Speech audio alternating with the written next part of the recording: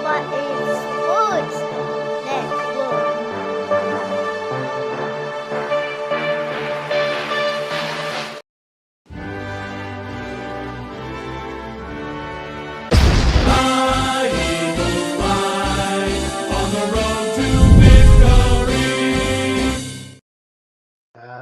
Hello, everybody. How's it been? It has been a while, hasn't it?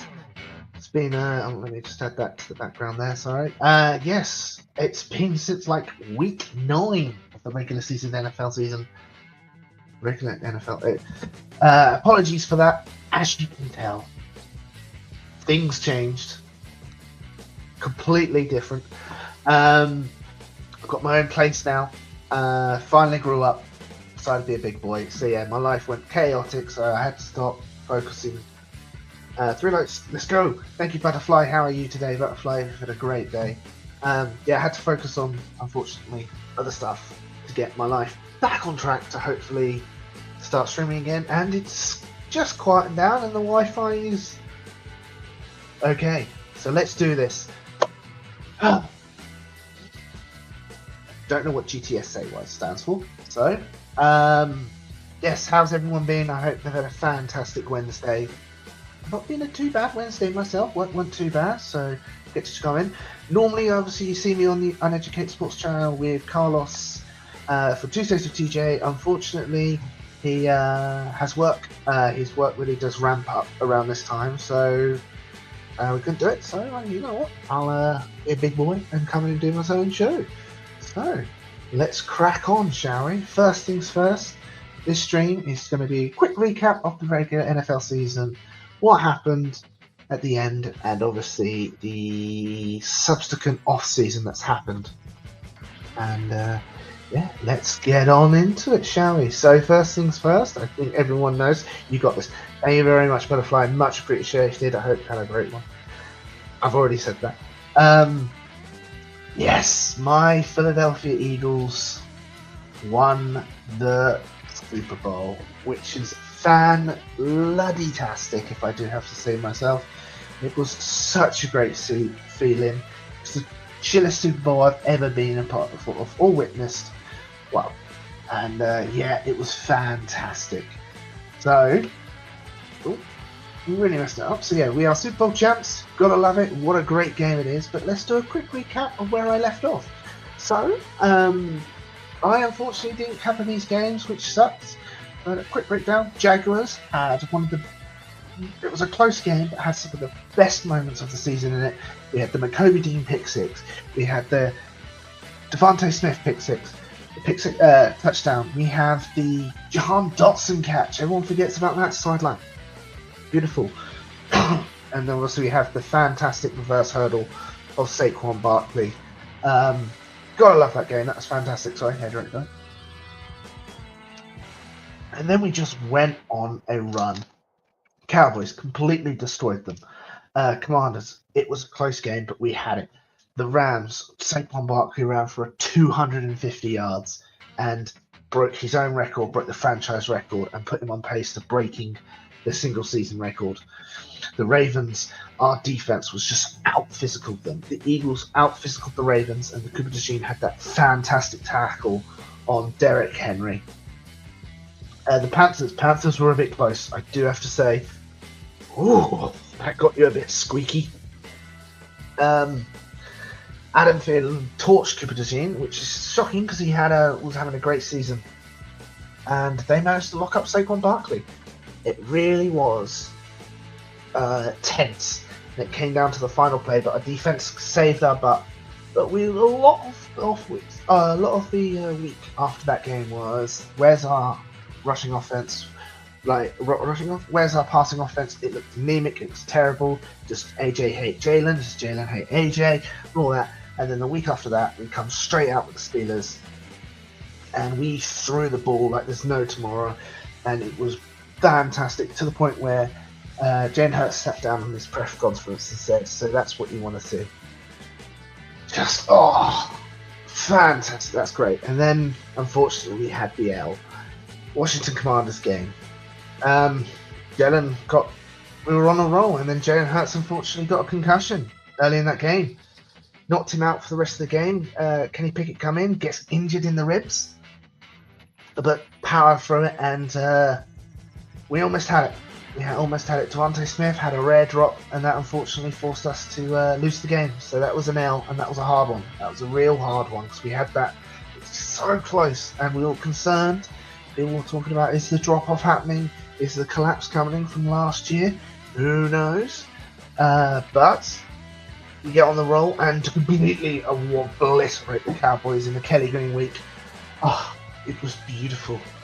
Cooper Rush had no options, no choice. They even brought in Trey Lance, who looked even worse. So, at this point, obviously, the Eagles had locked up the second seed. We couldn't go for the first, unfortunately. The Commanders' loss sort of ruined it there with the Lions and the Vikings.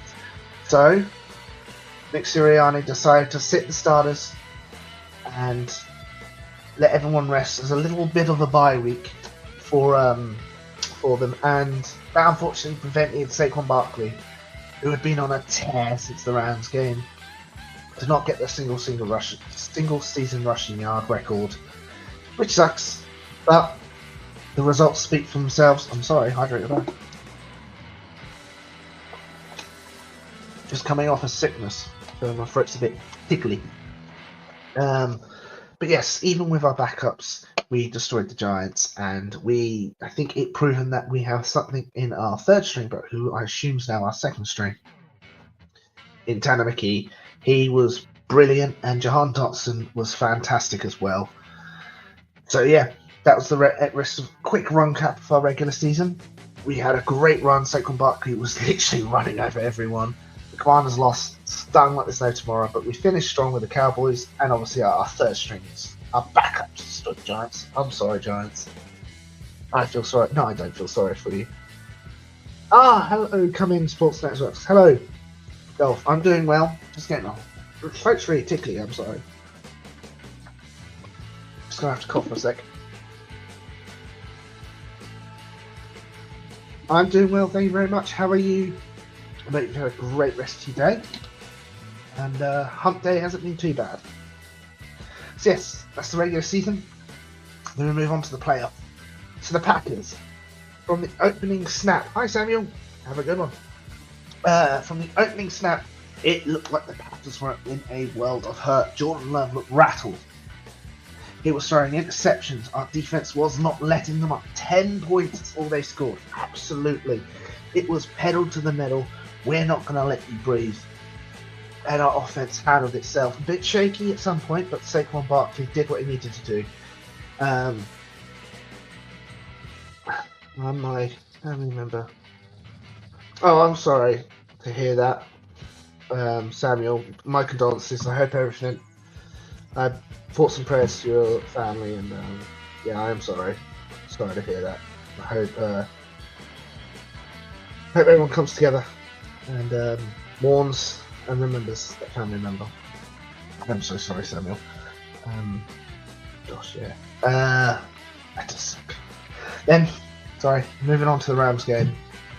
This is the one time in the playoffs where I thought the Eagles were going to lose. The Rams, we had their number for most of the game, and then in the fourth quarter they came back, and I was getting some sort of commander game feelings for it. Definitely like the Falcons games earlier in the year. I was just getting that. Feeling that we're gonna lose, and then our season was saved by Jalen Carter, a fantastic sack right in the last drive of the game, and then the last play of the game, he gets pressure in Matt Stafford's face, forcing him to go deep into the corner, overthrowing Puka Nakua. But that game, I was stressing. And now this Commanders game. Surprisingly, I don't remember a lot of this Commanders game. Yeah, it might be the fact that I put a bet on with Carlos that every time the Eagles scored a touchdown, I'd have a drink.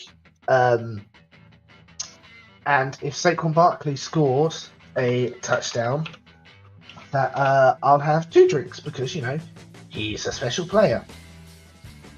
I didn't comprehend what was going to happen. Sorry for everyone who heard that. We'll get there. We'll get there. Dolph, we are coming up to that. Could you give your thoughts on the off-season moves? That is coming after a little recap. I'll talk about some of the off-season moves and how controversial one big one is. But yes, this Commanders game, from they marched down the field opening drive, going for fourth and down, 4th and 1, going for it, got it. And randomly, within their 23-yard line, they decided to kick a field goal instead of going for it, even though they had been getting up for it. And it sort of felt like they sealed their fate, if you know what I mean. Because when we got the ball, we passed it to Saquon Barkley, and he rushed for a touchdown. So you know I said I'd drink every time the Eagles score a touchdown, and every time Saquon Barkley scores a touchdown, I drink 2. Yeah, he had 3 touchdowns. I'm sorry, my throat is really tickling.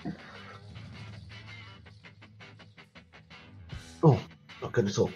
And amongst other things, yeah, that one was fun to watch, I think, but I don't remember a lot of it because they had 1, 2, 3, 4, 5, 6, 7, 8 touchdowns. Yeah, I was gone.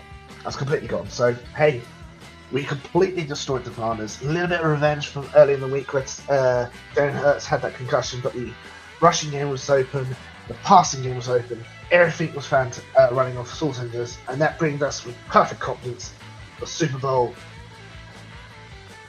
59, and it was a bloodbath.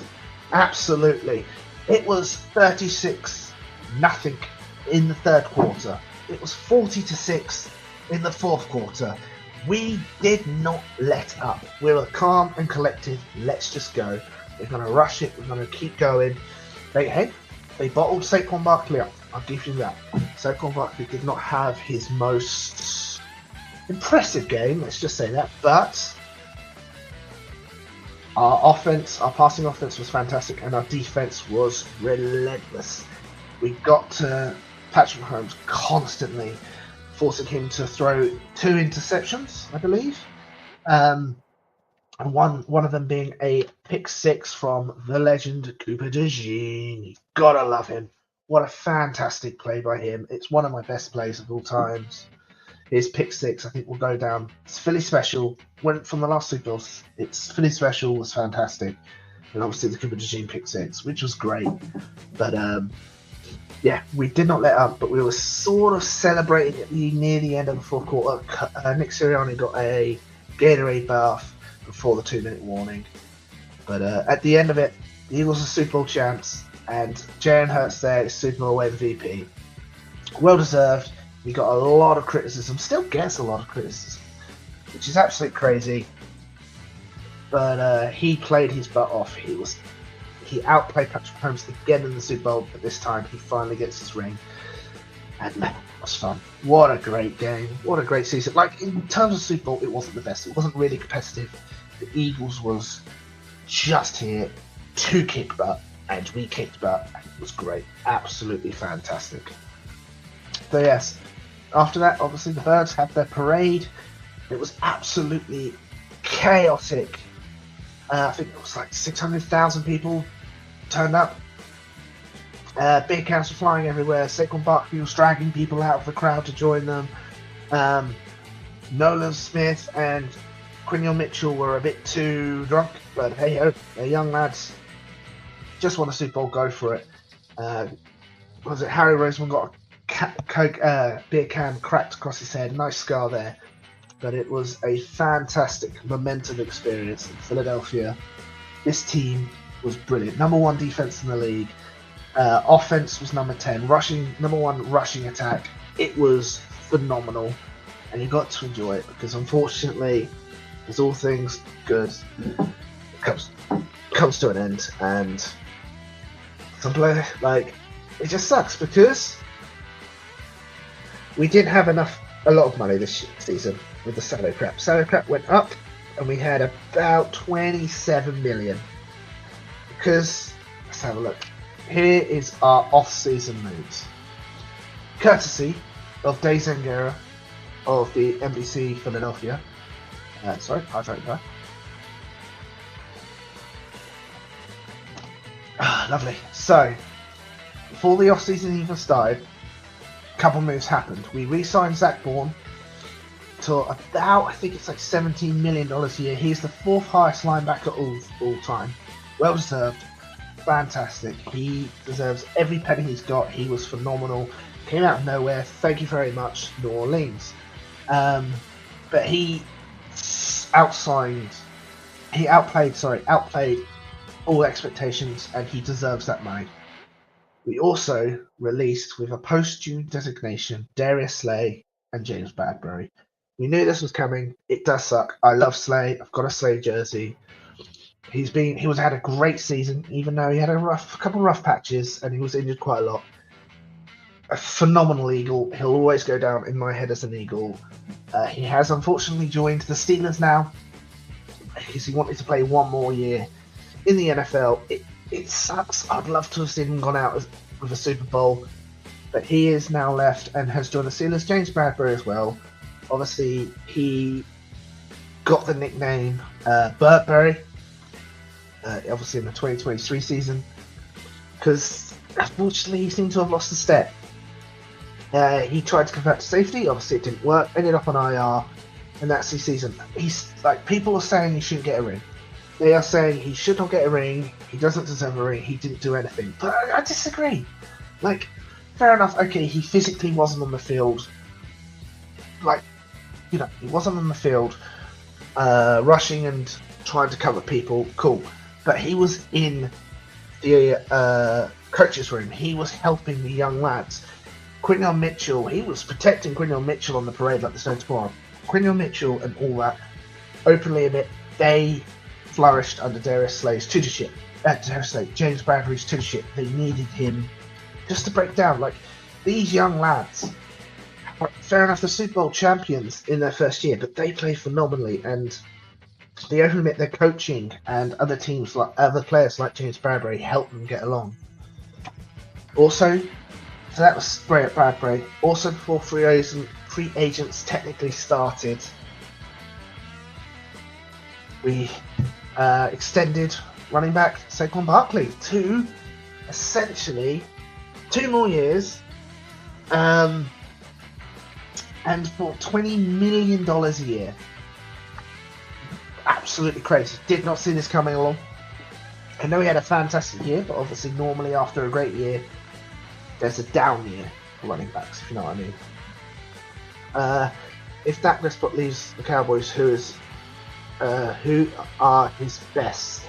Samuel, I don't think he's going to leave the Cowboys. He has a no-trade clause in his contract, so he has to agree to where he's going.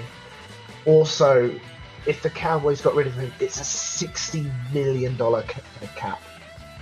They ain't going to do that. No matter how dumb Jerry is, like, he can't justify a burning $60 million. And like I said, with the no trade clause, he has to choose where he goes, essentially. And, hey, Cowboys are screwed. They're being a bit idiots. But, yeah, we extended Saquon Barkley for 2 more years and given him that mass extension. This I see as our owner, Jeffrey Lurie, rewarding a special player after a special season with obviously a lot more money. Which is fair enough. Absolutely. Obviously, it reduced our cap quite a lot this year. Meaning we are limited with people who could sign. So I'll also talk about. I'm also going to talk about Lane Johnson before we move on to the rest. Lane Johnson also got another year extension, obviously adding a bit more guaranteed money, allowing essentially just to lock up that edge. I wouldn't be shocked if we draft his replacement this year or next year, so he can. Will Dallas Cowboys QB be back in 20? Yeah, he will be. He will be, Samuel. He will be a Cowboy this year because of the dead money and the no trade clause. He will be a Cowboy in 2025.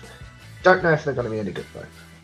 Yes, Lane Johnson is locked up for 1 more year and has guaranteed money, moving the cap around, making it all easily, hopefully movable in the future.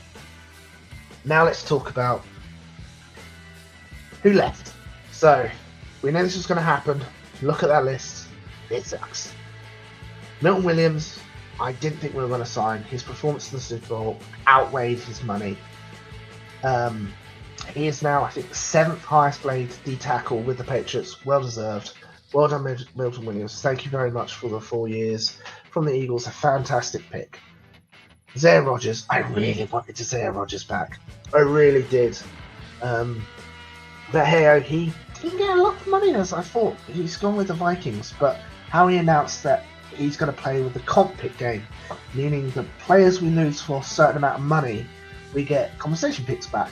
But if we sign players for about the same amount, we lose those compensation picks. He's playing with the formula, making sure he builds up enough picks, and I'll explain later why. We lose Josh Sweat to the Cardinals. We knew that was happening. It sucks, but he had a lot of interest in rejoins Jonathan Gannon. On Burks, then Bengals, he fantastic postseason after Nakobe Dean got injured in the Packers game. Not a lot of money for the Bengals, but well deserved as well.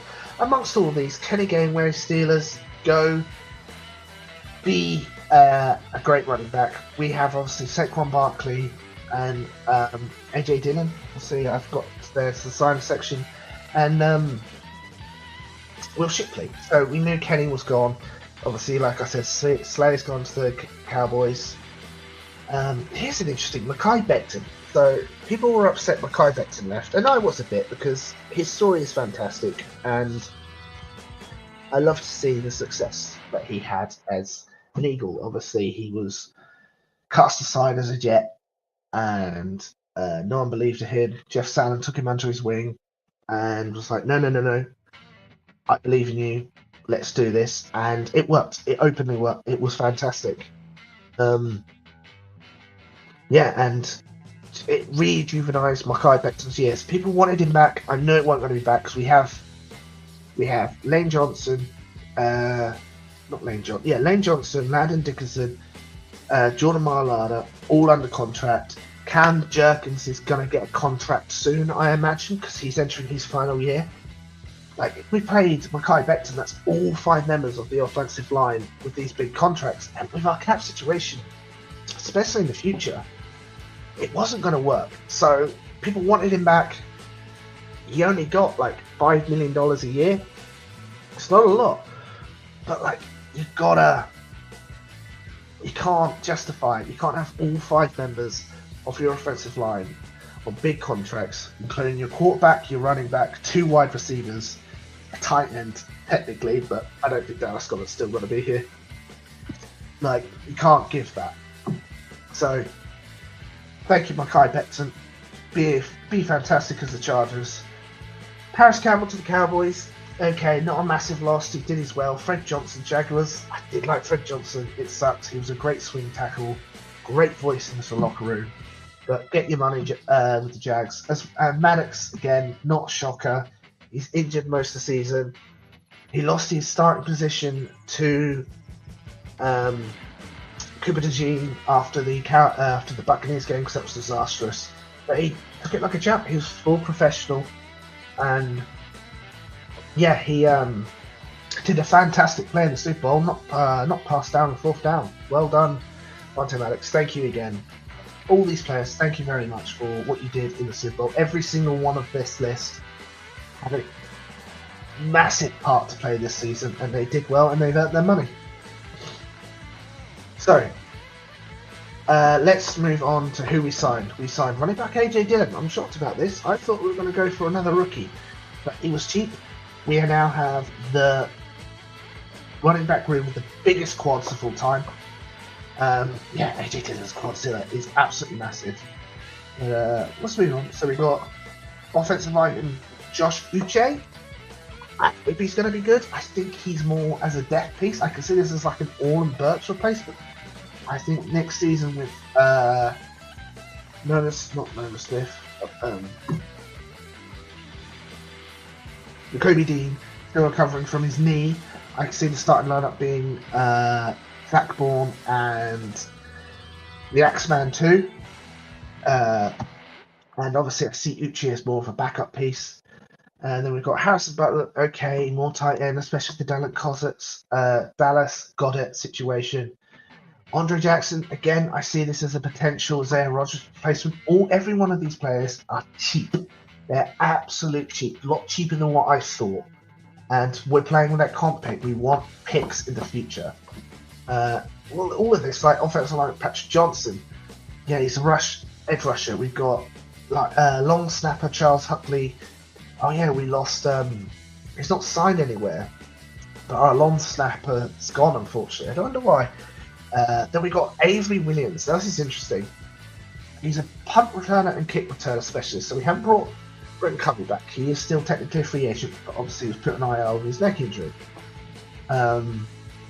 So the question is, obviously, instead of having Cooper G on punt returns, we have specifically gone out and got a specialist. But Nick Sirianni was raving about him at the owners' meeting this week. We brought back linebacker Patrick Johnson. He played like one game this season, then was pitched by the Giants. I wonder if he gets a ring. I think he does. Yeah, amongst other things, the interesting one here. Oh yeah, Kendrick Lamb is a swing tackle. He is the Fred Johnson replacement. And then Azeez Ojulari, a former Giant. I think he's a steal. I think he's going to be a fantastic steal. He's going to be really good. I really hope he's going to be good this season. Sorry, I hydrated. I think he's going to be really good, especially for the money we've got him. He hasn't played a full season in a while, but when he is on the field, I think he's very productive. And then during all of this, we had two trades. So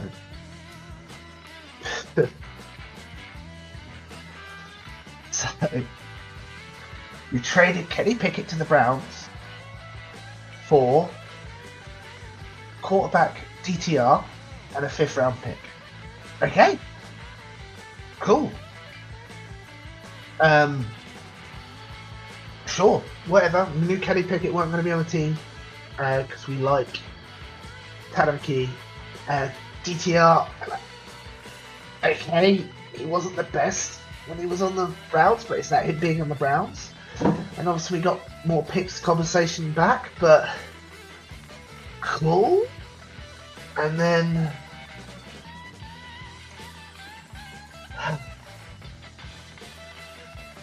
we traded for offensive guard Kenyon Green, who's a former 1st round pick, who's not lived up to expectation, and a 5th round pick in exchange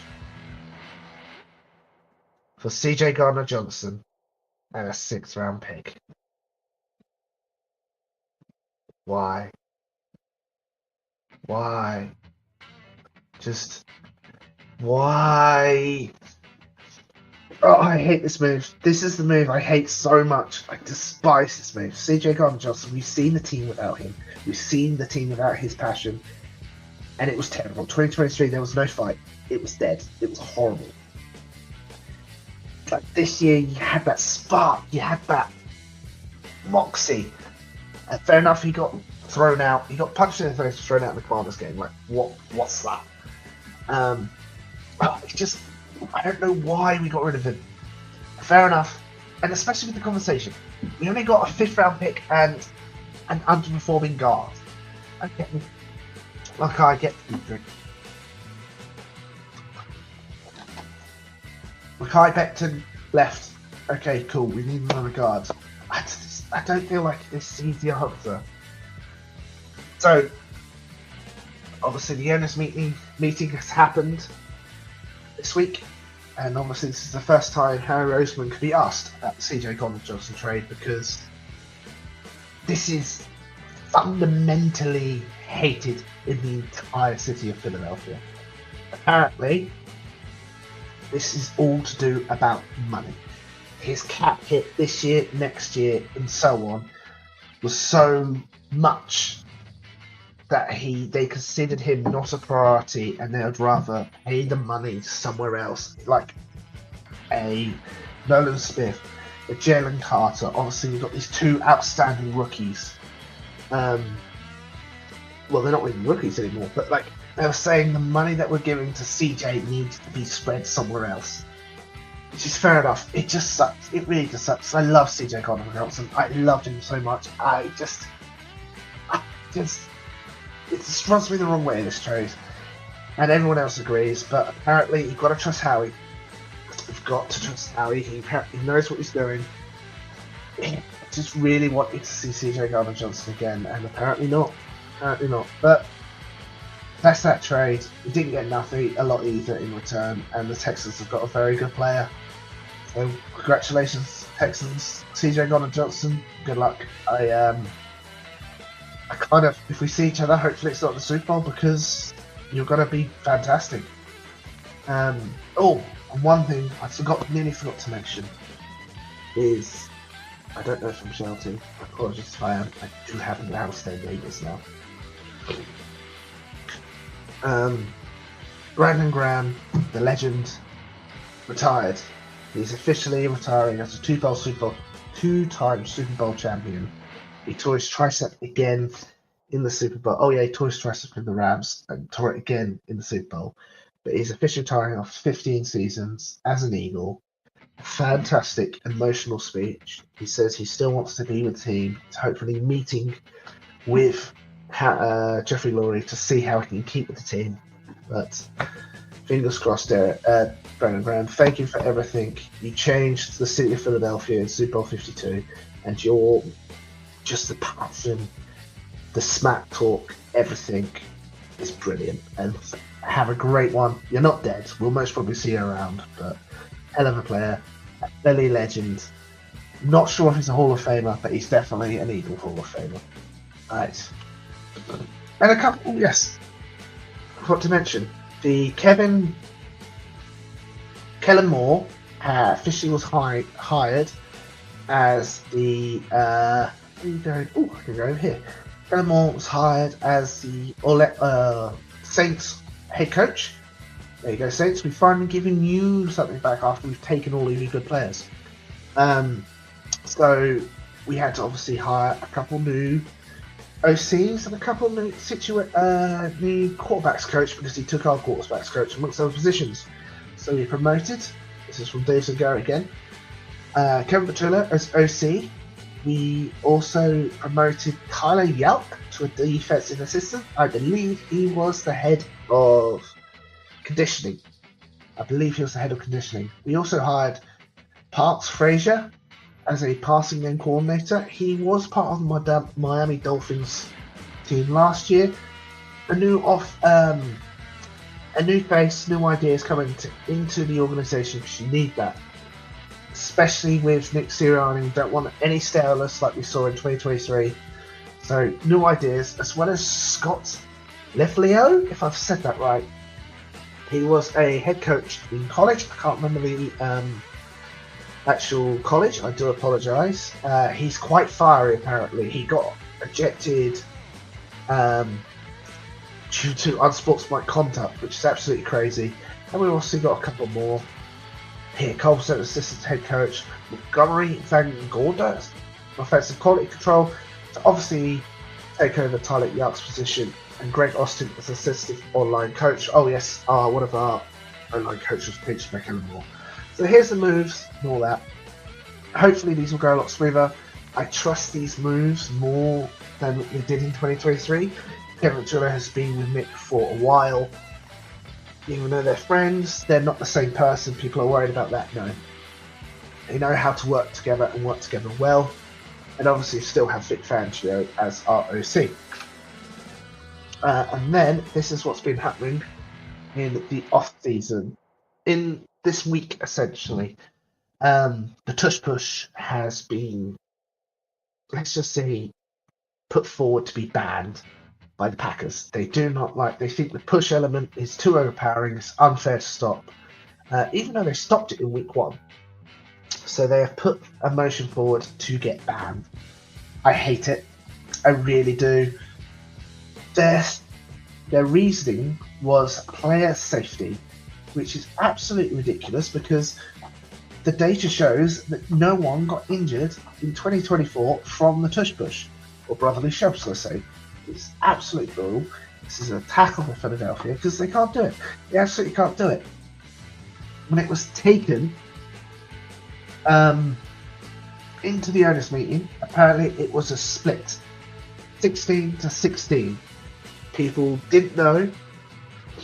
I'm sorry. Oh, people, it's split down the middle, and what the frustrating part is, from insiders, is that the player safety element was talked for about 3 minutes, and then it went on to, is it aesthetically pleasing? What the fudge cake? Absolutely ridiculous. When we're talking about plays being aesthetically pleasing for the NFL, this is absurd. A play, you're telling me we can't play a certain play because it's aesthetically pleasing? What? It's like saying we can't run the ball because it's not aesthetically pleasing and we're looking for a pass game. Or back in the 40s, we don't want to pass the ball because it's not aesthetically pleasing or football. This is ridiculous. Absolutely ridiculous. It's just absurd. Absolutely absurd. This feels like an actual attack on Philadelphia, and Harry Roseman, Jeffrey Lurie, and even Nick Sirianni have done very well trying to defend this play, as they should, because it is a well-designed play. It's not a rugby play, this is a football play, but it is a well-designed play, and they need to defend it because this just seems like unnecessary against the Eagles. But because it was split at the owners' meeting, they've shelved it. They're saying we need to work out the language before we ban it. Essentially, yes, this play is unfortunately getting bad, and it sucks. It absolutely does suck. This iconic play of Philadelphia will be banned because people can't seem to stop it, and it's aesthetically not good, which is wows me up, angry, annoyed. Let's move on. But this will be banned in May. So Jeffrey Lurie also spoke, and he was asked lots of things, multiple things. He says that a contract extension for Nick Sirianni is coming, which is great. It's crazy. He went from 1 year thinking he was going to be fired to this year, one contract extension. Amongst other things, he says BG will be part of the organisation, which is great. He's not stepping down for a while, which is also great. I think he's a great leader, and that he's hungry for more Super Bowls in Philadelphia history, which is fantastic.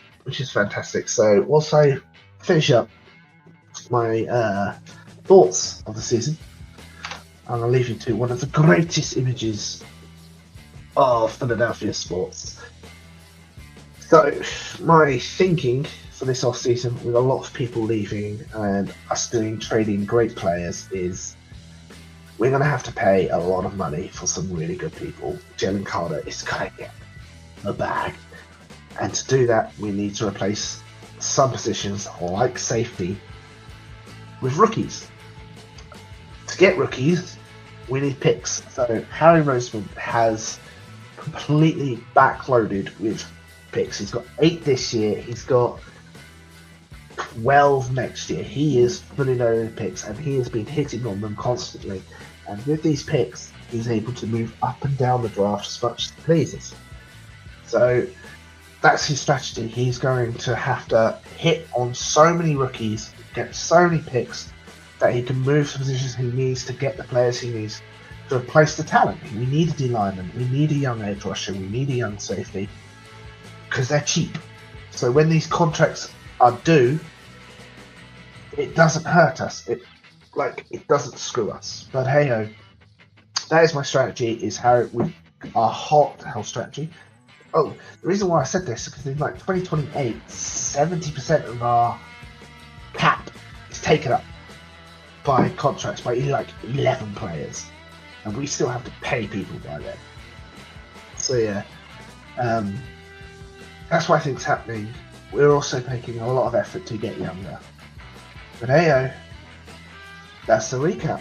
So I've been talking for about 40 minutes of obviously the NFL season. I hope you liked it, and like I said, I'm back. I don't know if I can do this constantly, but thank you very much for watching. I appreciate it. Like I said, Beautiful season, fantastic end, great moments. Go down as one of the best Super Bowls as a Philadelphian. One of the best moments. Like watching Saquon Barkley do what he's doing was phenomenal, absolutely phenomenal. Hopefully you'll see me next week. If not for Tuesday with TJ, if not for this, hope you had a great one. Stay safe in this crazy, crazy world. It is going a bit mental at the moment out there, in everywhere, in all facets of the world. So look after yourself, stay safe, have a fantastic day, and as always, fly, Eagles, fly.